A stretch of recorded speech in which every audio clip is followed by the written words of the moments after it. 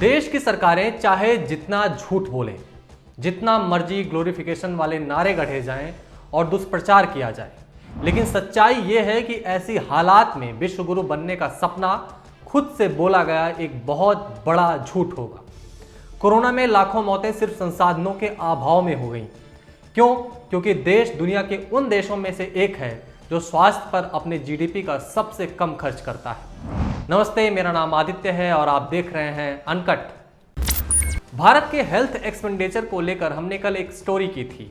आज हम उस सीरीज की दूसरी रिपोर्ट आपके सामने लाए हैं। कल की रिपोर्ट में हमने हेल्थ एक्सपेंडिचर का पॉलिटिकल ट्रेंड जाना था, जबकि आज की स्टोरी में हम इसे इंटरनेशनल पर्सपेक्टिव में समझेंगे। कोरोना ने यह साबित कर दिया है कि भारत में स्वास्थ्य व्यवस्था को जल्द से जल्द दुरुस्त किया जाना चाहिए। भारत सरकार की तरफ से जारी होने वाले इकोनॉमिक सर्वे 2020-21 में एक डेडिकेटेड चैप्टर सिर्फ हेल्थ के लिए है, जिसमें नेशनल हेल्थ पॉलिसी 2017 को रेफरेंस देते हुए लिखा गया है कि भारत के हेल्थ एक्सपेंडिचर को बढ़ाकर उस पर जीडीपी का 1% खर्च करने के बजाय जीडीपी का 2.5 से 3% खर्च करना है।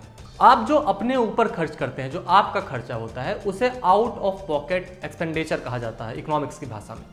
इसमें स्वास्थ्य पर खर्च की हिस्सेदारी बहुत ज़्यादा है। जब सरकारी स्वास्थ्य व्यवस्था दुरुस्त होगी तब जाकर देश के लोगों का स्वास्थ्य पर खर्च होने वाला पैसा बचेगा, जिससे वो गरीब होने से बच पाएंगे। लेकिन भारत जैसे देश में, जिसकी ज़्यादातर आबादी middle class, lower middle class और गरीब है, वहाँ की सरकारी स्वास्थ्य व्यवस्था का जर्जर होना आबादी के आर्थिक तौर पर कमजोर सेक्शन पर एक बोझ है। क्या आप जानते हैं कि देश के लोग अपने कुल खर्च का 2/3 हिस्सा स्वास्थ्य पर खर्च करने को मजबूर हैं? यानी देश के लोग अपने कुल खर्च का 66% हिस्सा स्वास्थ्य पर लगा देते हैं, जबकि दुनिया के लोगों का औसत महज 18.2% है। क्या आप जानते हैं कि भारत में 63% लोग हर साल स्वास्थ्य पर खर्च के चलते गरीबी का सामना करते हैं? क्या आप जानते हैं कि भारत में 1000 लोगों पर एक हॉस्पिटल बेड भी मौजूद नहीं है? और क्या आप जानते हैं कि भारत में 1000 लोगों पर एक डॉक्टर भी उपलब्ध नहीं है? इसी वजह से देश की बड़ी और आर्थिक तौर पर कमजोर ज्यादातर आबादी प्राइवेट या निजी अस्पतालों में जाने के लिए मजबूर है। इसलिए भारत की 63% जनता हर साल गरीबी का सामना करती है, और ये बात सरकार खुद इकोनॉमिक सर्वे 2020-21 में मान रही है।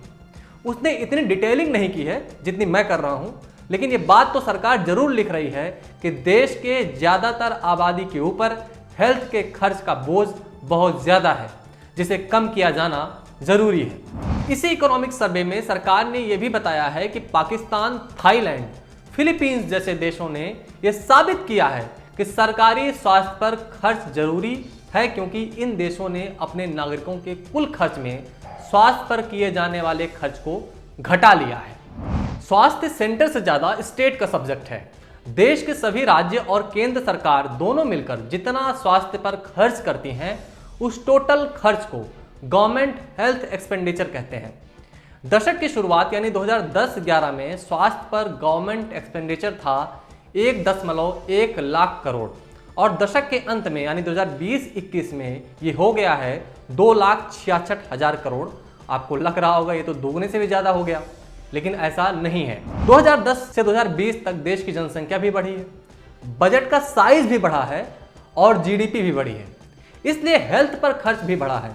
जीडीपी के प्रतिशत के हिसाब से कोई बड़ा बदलाव नहीं आया है। मान लीजिए आपके घर में 10 साल पहले 5 सदस्य थे। आपके घर के मुखिया उन 5 लोगों की हेल्थ पर कुल 50 रुपए खर्च करते थे। 10 साल बाद घर के सदस्यों की संख्या बढ़कर 5 से 10 हो गई। घर में कमाने वाले ज्यादा हुए तो आमदनी भी बढ़ गई, और मुखिया ने हेल्थ पर होने वाले खर्च को बढ़ाकर 50 से 100 कर दिया, तो बात तो वही हुई। ठीक इसी तरह से सरकार का भी हेल्थ पर खर्च बढ़ा है, लेकिन जीडीपी यानी देश के कुल आमदनी के प्रतिशत के हिसाब से खर्च वही है लगभग जो पहले हो रहा था 10 साल पहले। फाइनेंशियल ईयर 2010-11 में देश में जीडीपी का 1.3% हेल्थ पर खर्च किया गया। 2011-12 में जीडीपी का 1.2% हिस्सा हेल्थ पर खर्च किया गया। 2012-13 में जीडीपी का 1.3% हिस्सा हेल्थ पर खर्च किया गया। 2013-14 में जीडीपी का 1.2% हिस्सा हेल्थ पर खर्च किया गया। 2014-15 में जीडीपी का 1.2% हिस्सा हेल्थ पर खर्च किया गया। 2015-16 में जीडीपी का 1.3% हिस्सा हेल्थ पर खर्च किया गया। 2016-17 में जीडीपी का 1.4% हिस्सा हेल्थ पर खर्च किया गया। 2017-18 में जीडीपी का 1.4% हिस्सा हेल्थ पर खर्च किया गया। 2018-19 में जीडीपी का 1.4% हिस्सा फिर से हेल्थ पे खर्च किया गया। 2019-20 में जीडीपी का 1.5% हिस्सा हेल्थ पे खर्च किया गया। 2020-21 में जीडीपी का 1.8% हिस्सा हेल्थ पर खर्च किया गया। तो बढ़ा कहां?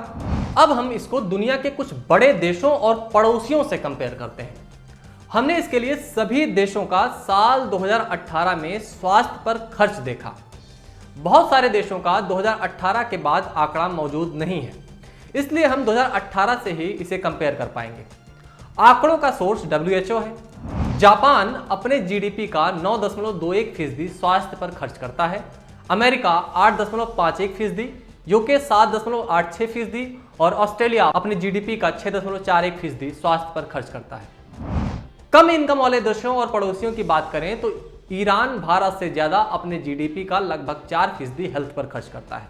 ब्राजील 3.96%, यूएई 2.18% और पाकिस्तान अपने जीडीपी का 1.4% हेल्थ पर खर्च करता है, जो WHO के मुताबिक जीडीपी के प्रतिशत के हिसाब से भारत से ज्यादा है। तो भाई ऐसा है कि विश्व गुरु बनने का नारा देना बहुत आसान है, किसी भी रैली में जब मर्जी में आए दे दो, लेकिन हकीकत में विश्व गुरु बनने के लिए काम करना पड़ता है, जो मौजूदा सरकार नहीं कर रही है। भारत में हेल्थ सीरीज का पार्ट 3 भारत में प्राइवेट वर्सेस सरकारी स्वास्थ्य के मुद्दे पर होगा। इस सीरीज को आप फॉलो करिए, कमेंट करिए, अपने सुझाव और सवाल जरूर छोड़िए और इसे अपनों में साझा करिए। डिस्क्रिप्शन में प्रीवियस पार्ट की लिंक दी गई है, जिसका छूट गया हो एक्सेस कर सकता है। आप देख रहे थे अनकट। शुक्रिया।